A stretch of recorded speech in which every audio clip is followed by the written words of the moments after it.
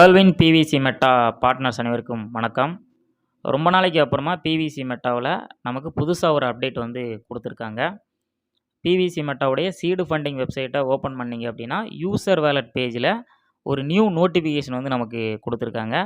So இது என்ன update அப்படிங்கிறத பற்றி இந்த வீடியோவில் நாம் தெளிவாக பார்க்க போகிறோம்.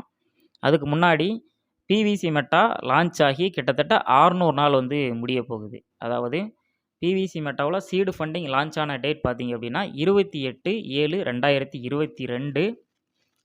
வரக்கூடிய இந்த மார்ச் 19ஓட பிவிசி மெட்டாவில் சீடு ஃபண்டிங் லான்ச் ஆகி 600 நாள் வந்து முடிய போகுது. அதாவது யார் யாரெல்லாம் வந்து பிவிசி மெட்டா லான்ச் ஆகும்போது, அதாவது அந்த 28/7/2022 யார் யாரெல்லாம் சீடு ஃபண்டிங் வந்து பண்ணியிருந்தோமோ அவங்களுக்கெல்லாம் நாம் பண்ண சீடு ஃபண்டிங்லேருந்து வரக்கூடிய ரிவார்டுக்கான கடைசி நாள் பார்த்தீங்க அப்படின்னா வரக்கூடிய இந்த மார்ச் 19, 2024. ஸோ அதுக்கப்புறமா இந்த மார்ச் 19, 2024க்கு அப்புறமா யார் யாரெல்லாம் வந்து பிவிசி மெட்டா லான்ச் பண்ணும்போது சீட் ஃபண்டிங் பண்ணியிருந்தாங்களோ அவங்களுக்கெல்லாம் வந்து ரிவார்டு வந்து ரிசீவ் ஆகாது. ஸோ கடைசி நாள் மார்ச் 19 தான். ஸோ அதே போல் பிவிசி மெட்டா லான்ச் ஆகும்போது பேஸ் ப்ரைஸ், அதாவது வெப்சைட்டில் இருக்கக்கூடிய ப்ரைஸ் வந்து எவ்வளோ இருந்துச்சு அப்படின்னு பார்த்தீங்கன்னா $1 வந்து லான்ச் ஆச்சுது. அதே போல் ஒரு சைக்கிள் முடிய போகிற இந்த டேட்டில், இந்த கடைசி நாள்லையும் பார்த்தீங்க அப்படின்னா பிவிசி மெட்டாவுடைய பேஸ் வேல்யூ அப்படின்றது $1 இருக்குது. ஸோ இப்போயும் நாம் பிவிசி மெட்டாவில் $1 வந்து சீட் ஃபண்டிங் வந்து நம்மளால் பண்ணிக்க முடியும். ஸோ இதே தான் பிவிசி மெட்டா லான்ச் ஆகும்போதும் நம்மளால் வந்து $1 வந்து சீடு ஃபண்டிங் வந்து பண்ணிக்கிற மாதிரி இருந்துச்சு.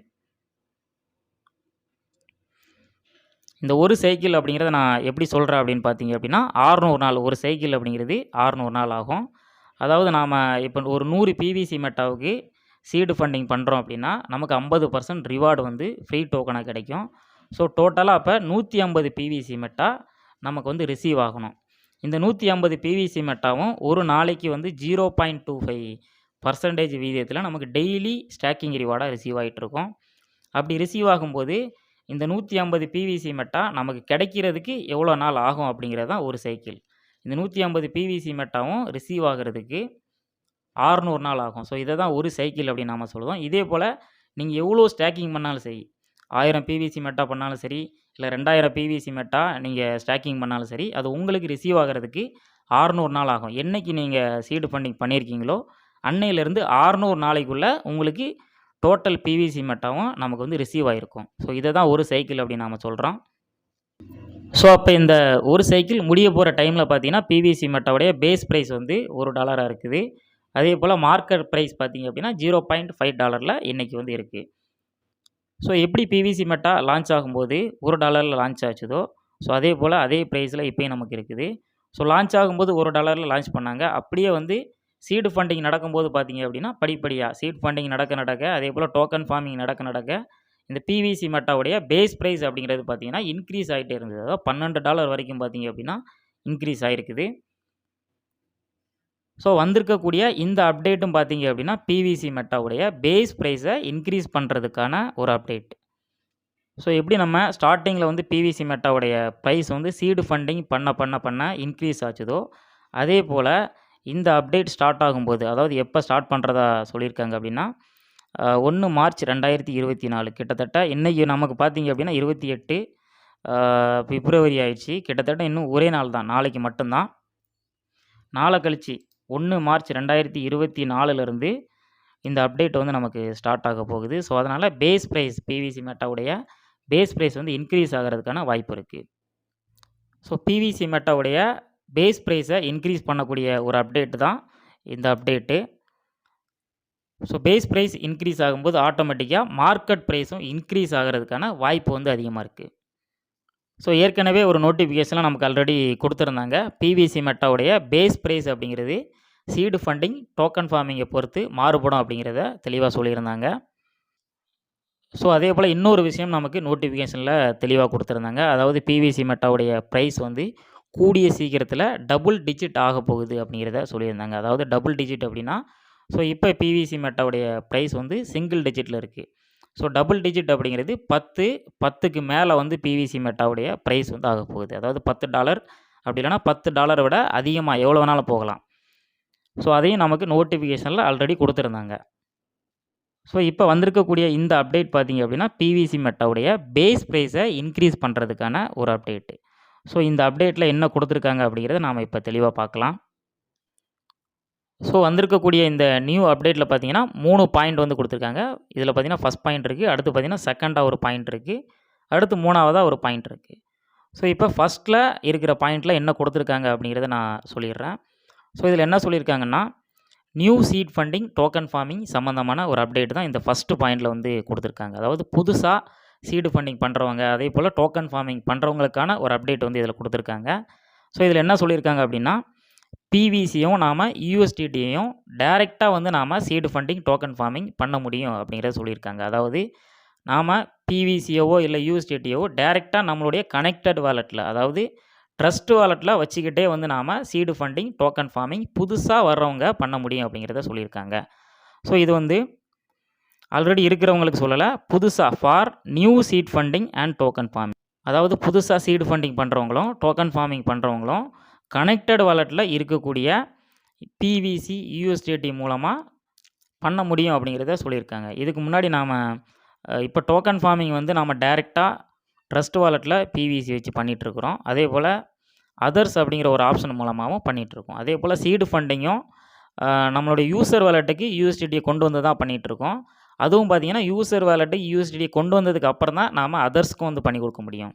ஸோ இதெல்லாம் இல்லாமல் புதுசாக ஒரு சீடு ஃபண்டிங்கோ இல்லை வந்து டோக்கன் ஃபார்மிங்கோ தொடங்குறவங்க டைரெக்டாக, அதாவது டோக்கன் ஃபார்மிங் பண்ணணும் அப்படின்னா டைரெக்டாக ட்ரஸ்ட் வாலெட்டில் பிவிசி வச்சு பண்ணிக்க முடியும் அப்படிங்கிறத சொல்லியிருக்காங்க.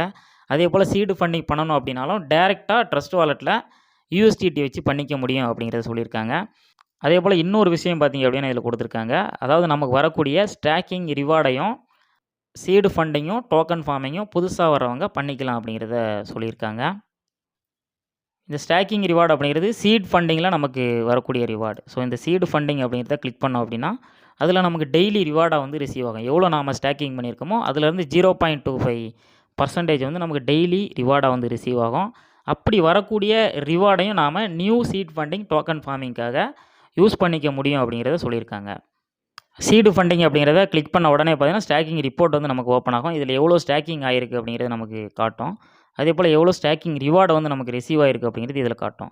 ஸோ இந்த ஸ்டாக்கிங் ரிவார்டை இதுக்கப்புறமா நாம் புதுசாக சீடு ஃபண்டிங் டோக்கன் ஃபார்மிங் தொடங்குறதுக்கு வந்து இதை யூஸ் பண்ணிக்கலாம் அப்படிங்கிறத சொல்லியிருக்காங்க. ஸோ இதை கிளிக் பண்ணோம் அப்படின்னா இந்த அவைலபிள் அப்படின்னு இருக்கும். இதை கிளிக் பண்ணிங்க அப்படின்னா இப்போ இதில் பார்த்தீங்க அப்படின்னா அப்டேட் காட்டுது.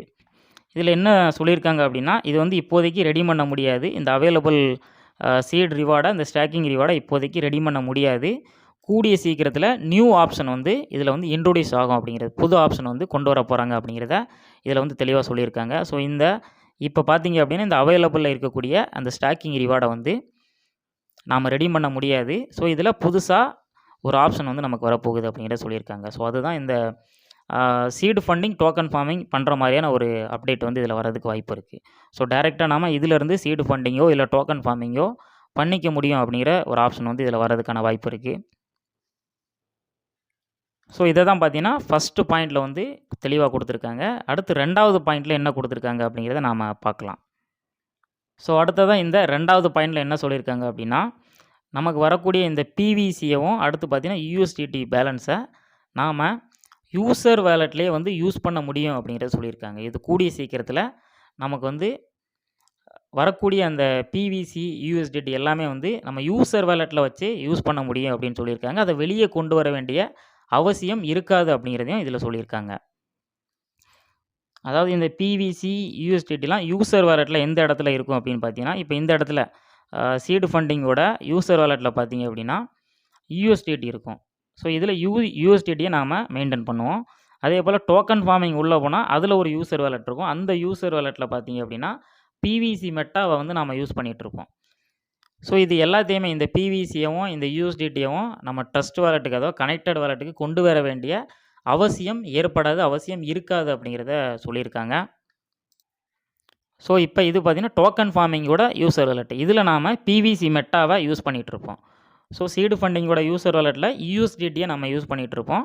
அதே போல் டோக்கன் ஃபார்மிங்கோட யூசர் வாலெட்டில் பார்த்திங்க அப்படின்னா நாம் பிவிசியை யூஸ் பண்ணிகிட்ருப்போம். ஸோ இந்த மாதிரி பிவிசியை வந்து நம்ம யூஸ் பண்ணிகிட்ருப்போம். ஸோ இது எல்லாத்தையுமே நம்ம யூசர் வாலெட்டில் வச்சு யூஸ் பண்ணிக்க முடியும் அப்படிங்கிறத சொல்லியிருக்காங்க. அதாவது ட்ரஸ்ட் வாலெட்டுக்கோ இல்ல வேற எங்கேயுமே வந்து அத ட்ரான்ஸ்ஃபர் பண்ண வேண்டிய அவசியம் இருக்காது அப்படிங்கிறது சொல்லியிருக்காங்க. அதுக்கான அப்டேட்டையும் கூடிய சீக்கிரத்தில குடுக்க போறதா சொல்லியிருக்காங்க. ஸோ அது எந்த மாதிரியான அப்டேட்டா இருக்கும் அப்படிங்கிறது நமக்கு ஓப்பன் ஆனதுக்கு அப்புறம் தான் நமக்கு தெரியும். ஸோ இன்னும் ஒரே நாள்ல தான் நம்ம வெயிட் பண்ணி பார்த்தா, நமக்கு அத பத்தி முழு தகவல் வந்து தெரிய வரும். ஸோ அதே 3 பாயிண்ட் பார்த்தீங்க அப்படின்னா, இங்கேயும் குடுத்துருக்காங்க. ஸோ நாம ஃபர்ஸ்ட் பாயிண்ட் ஆல்ரெடி பார்த்தாச்சு. 2வது பாயிண்ட் இப்ப நான் சொல்லிட்டேன். அடுத்து ஃபைனலா 3வது பாயிண்ட்ல என்ன குடுத்துருக்காங்க அப்படின்னா, seat funding will be automatically raised from existing balance in user wallet on 1 March 2024. அதாவது இதில என்ன சொல்லியிருக்காங்க அப்படின்னா, யூசர் வாலெட்ல இருக்கக்கூடிய பிவிசி மெட்டா ஆட்டோமேட்டிக்கா நமக்கு வந்து 1 மார்ச் 2024ல ஆட்டோமேட்டிக்கா சிஸ்டம் மூலமா சீடு ஃபண்டிங் ஆயிரும் அப்படிங்கிறத சொல்லியிருக்காங்க. அதாவது யூசர் வாலெட் அப்படின்னா, இந்த இடத்துல இருக்கலாம். இப்ப இங்க பார்த்தீங்க அப்படின்னா, ஒரு 86 பிவிசி இருக்கு. இந்த 86 பிவிசியும் ஆட்டோமேட்டிக்கா 1ஆம் தேதி பார்த்தீங்க அப்படின்னா 0 ஆயிரும். இந்த 86 பிவிசியும் சீடு ஃபண்டிங்கில ஆட் ஆயிரும் அப்படிங்கிறத சொல்லியிருக்காங்க. ஸோ இதில ஒவ்வொருத்தருக்கும் ஒவ்வொரு சில பேருக்கு 1000 இருக்கலாம், 2000 இருக்கலாம், 5000 பிவிசி மெட்டா கூட இருக்கலாம். ஸோ எவ்வளோ பிவிசி மெட்டா இருந்தாலும், இங்க இருக்கிற பிவிசி மெட்டா ஆட்டோமேட்டிக்கா டெபிட் ஆயி சீடு ஃபண்டிங் ஆயிரும் அப்படிங்கிறத சொல்லியிருக்காங்க.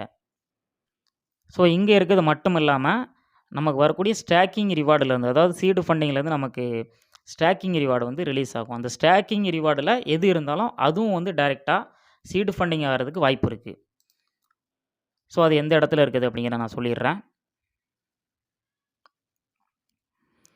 ஸோ நாம pvcmeta.io வெப்சைட்ட ஓப்பன் பண்ணி சீடு ஃபண்டிங் உள்ள போங்க. ஸோ இத சீடு ஃபண்டிங் அப்படிங்கிறத கிளிக் பண்ணோம் அப்படின்னா, நமக்கு ஸ்டேக்கிங் ரிவார்டு வந்து டெய்லி ரிசீவ் ஆகும். ஸோ இந்த ஸ்டேக்கிங் ரிவார்ட கிளிக் பண்ணோம் அப்படின்னா, இதில அவைலபிள் அப்படின்னு இருக்கும். ஸோ இதில இந்த வாலெட்ல பார்த்தீங்கன்னா 7 பிவிசி இருக்கு. ஸோ இதே போல சில பேருக்கு 1000 இருக்கலாம், 2000 இருக்கலாம், 5000 கூட இருக்கலாம். ஸோ இது எல்லாமே வந்து டைரக்ட்டா டெபிட் ஆகி சீடு ஃபண்டிங் ஆகுறதுக்கான வாய்ப்பு இருக்கு. ஸோ அதே போல நாம சீடு ஃபண்டிங் வெப்சைட்ல யூசர் வாலெட்ல யூஎஸ்டிடியா வச்சிருந்தாலும் கூட, ஸோ இந்த இடத்துல யூஎஸ்டிடியா வச்சிருந்தா கூட, அதுவும் வந்து டைரக்ட்டா டெபிட் ஆகி சீடு ஃபண்டிங் ஆகுறதுக்கான வாய்ப்பு இருக்கு. ஸோ அதனால டைரக்ட்டா இது எல்லாமே ஆட்டோமேட்டிக்கா வந்து சிஸ்டம் மூலமா நடக்கக்கூடிய சீட் ஃபண்டிங்.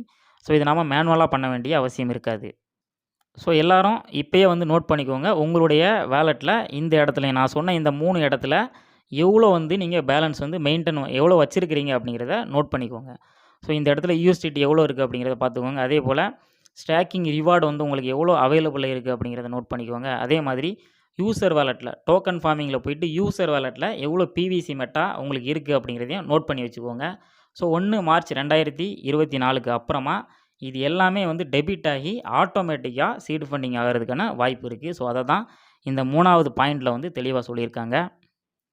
ஸோ இது எல்லாமே எதுக்காக ஆட்டோமேட்டிக்கா வந்து சீட் ஃபண்டிங் பண்ணக்கூடிய ஒரு ஆப்ஷன் வந்து குடுக்குறாங்க அப்படின்னு பார்த்தோம் அப்படின்னா, பிவிசி மெட்டாவுடைய பேஸ் பிரைஸ இன்கிரீஸ் பண்றதுக்கான ஒரு ஆப்ஷன் தான் இந்த மாரி வந்து ஆட்டோமேட்டிக்கா பிவிசிய வந்து டெபிட் பண்ணி சீட் ஃபண்டிங் வந்து பண்ணக்கூடிய ஒரு ஆப்ஷன்.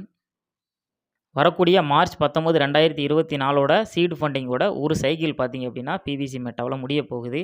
ஆனா சிஸ்டம் பார்த்தீங்க அப்படின்னா, நாள கழிச்சு அதாவது 1 மார்ச் 2024லே ஆட்டோமேட்டிக்கா சீட் ஃபண்டிங் பண்ணக்கூடிய ஒரு அறிவிப்ப வந்து கொடுத்துருக்காங்க. ஸோ அதனால 1 மார்ச் 2024லேயே பிவிசி மெட்டாவுடைய பேஸ் பிரைஸ்ல வந்து சில மாற்றங்கள் வந்து ஏற்படுறதுக்கான வாய்ப்பு இருக்கு. அதாவது பிரைஸ் வந்து அதிகமாகறதுக்கான வாய்ப்பு இருக்கு. ஸோ பேஸ் பிரைஸ் அதிகமாகும்போது அதுக்கு ஈக்குவலா மார்க்கெட் பிரைஸும் அதுக்கு ஏத்த மாரி அதிகமாகறதுக்கான வாய்ப்பு வந்து அதிகமா இருக்கு. ஸோ அதனால யார் யாரெல்லாம் பிவிசி மெட்டா ட்ரஸ்ட் வாலெட்ல வச்சிருக்கீங்களோ, அவங்க எல்லாருமே அப்படியே வந்து இந்த மார்ச் மாசம் வரைக்கும் கண்டிப்பா ஹோல்டு பண்ணோம் அப்படின்னா, நமக்கு நல்ல பெனிஃபிட் கிடைக்கிறதுக்கான ஒரு வாய்ப்பும் இருக்கு. ஸோ அவ்வளோதான் இந்த வீடியோ. ஸோ இது என்ன அப்டேட் அப்படின்னு தெரியாம நெறைய பேர் பார்த்தீங்க அப்படின்னா கேட்டிருந்தாங்க. அவங்களுக்காக தான் இந்த வீடியோ. ஸோ அதேபோல இந்த வீடியோவ எல்லாருக்குமே வந்து ஷேர் பண்ணுங்க. Thank you.